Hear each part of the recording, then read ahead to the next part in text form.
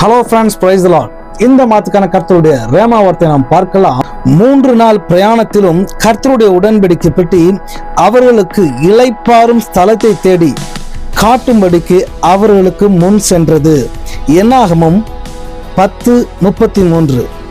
பாருங்க, இந்த கர்த்தருடைய உடன்படிக்கை பெட்டி ஜனங்களுக்கான இளைப்பாறு ஸ்தலத்தை கொண்டு செல்கிறதுக்காக முன் செல்லுதான். ஆமென். பாருங்க, இந்த உடன்படிக்கை பெட்டி எங்கெல்லாம் சென்றுச்சோ அங்கெல்லாம் வாசல்கள் திறக்கப்பட்டுச்சு, அற்புதம் நடந்துச்சு, ஆசீர்வாதம் நடந்துச்சு. என்ன சொல்றேன்னு கேக்குறீங்களா? சொல்றேன் பாருங்க.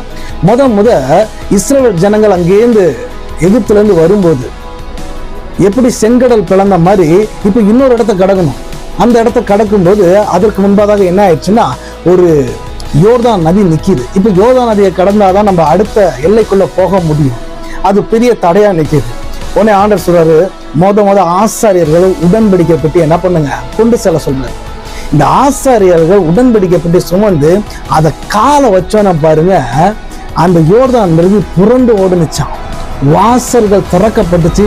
இவங்க அதை கடந்து சென்றார்கள்.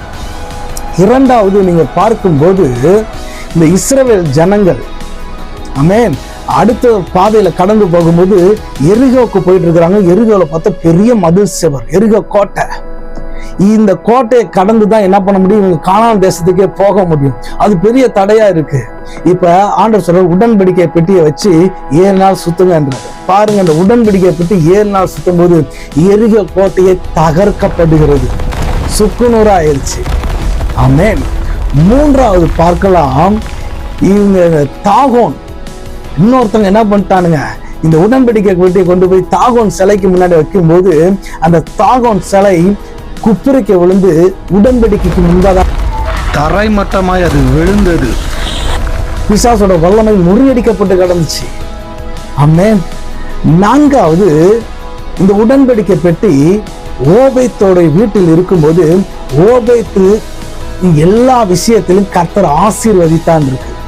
அவனுடைய ஆடு மாடு, அவனுடைய விவசாயம் எல்லாவற்றிலும் கர்த்தருடைய பிளஸ்ஸிங் இருந்துச்சு.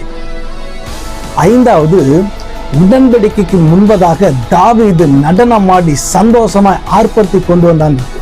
இந்த உடன்படிக்கை பெட்டி முன்பதாக வரும் பொழுது உங்களுக்குள்ள சந்தோஷம், சமாதானம் வருகிறதா இருக்கிறது. ஆமென்.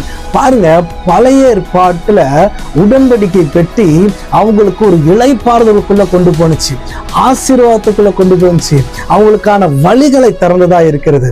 இன்றைக்கு நமக்கான உடன்படிக்கை என்னன்னு கேக்குறீங்களா? அதான் இயேசு சொல்றாரு, வருத்தப்பட்டு பாரம் சுமக்கிறவர்கள் நீங்க எல்லோரும் என்னிடத்தில் வாருங்கள், நான் உங்களுக்கு இளைப்பாறுதலை தருவேன். ஆமென்.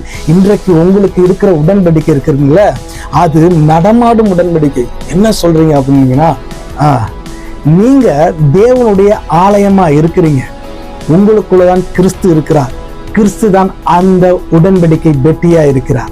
இப்ப நீங்க எங்கெல்லாம் போறீங்களோ அங்கெல்லாம் உங்களுக்கான வாசல்கள் திறக்கப்படும். நீங்க இந்த மாசம் நீங்க ஜாபுக்காக எதுக்கோ ஒரு காரியத்துக்கு வெயிட் பண்ணீங்கன்னா உங்களுக்கான வாசல்களை அவர் திறப்பார். பாருங்க, எரிகோ கோட்டை மாதிரி தடை இருக்கா? உங்களுக்குள்ள இருக்கிற உடன்படிக்கை பெட்டி அதை எல்லாத்தையும் தகர்த்து போடும். பாருங்க, உங்க வாழ்க்கையில சாப கட்டு, பிசாசின் கட்டு இருக்கா? அது எல்லாம் உங்களுக்கு முன்னாக விழுந்து இருக்கும். தாகோன் சிலை எப்படி விழுந்ததோ அது போல் விழும். ஆமென். உங்களுக்கான நிறைய லாஸ், நிறைய தரித்திரம், நிறைய பிரச்சனை இருக்கா?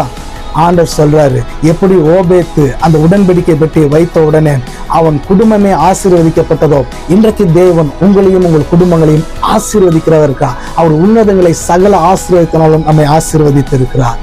ஆமென். ஐந்தாவது, ஆமென், இந்த உடன்படிக்கைக்கு பெட்டிக்கு முன்பதாக தாவீது நடனமாடி சந்தோஷத்தை ஆர்ப்பரித்தான். நான் சொல்றேன், உங்களுக்குள்ள இருக்கிற உடன்படிக்கை உங்களுக்கான சமாதானத்தை தருகிறது, உங்களுக்கான சந்தோஷத்தை தருகிறது, உங்களுக்கான மகிழ்ச்சியை தருகிறதா இருக்கிறது. அதனால்தான் இயேசு சொன்னாரு, எப்பொழுதும் சந்தோஷமா இருங்கள். ஆமென். நான் சொல்றேன், இந்த மாசம் கர்த்தருடைய உடன்படிக்கையாக கிறிஸ்து உங்களுக்குள்ள இருக்கிறதுனால நீங்க எங்க போனாலும் உங்களுக்கான அற்புதம் நடக்கும், ஆசீர்வாதம் நடக்கும். நீங்கள் வெற்றி பெறுவீர்கள்.